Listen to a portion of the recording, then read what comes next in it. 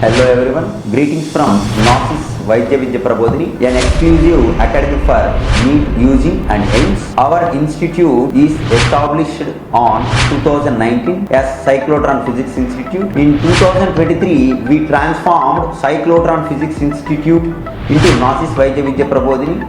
In our first turn up, we almost produced 19 ranks out of 42 students. So those who scored 450 to 680 marks, we almost equipped students with 18 in number. So myself, Rohit Chebrolu, former faculty from Bansal Kota, and later I moved to Resonance Kota. Then I shifted to Resonance Gwalior, later Hisar, and Takshila Institute, Impal. Different institutes I used to work. AAPMT lecturer in objective physics and applied physics. So I have good scope and good knowledge on NEET. Those who are going to appear for NEET, our GNOSIS Vaidhya Vidhya Prabodhini is the qualityest platform for the students, those who are seeking for NEET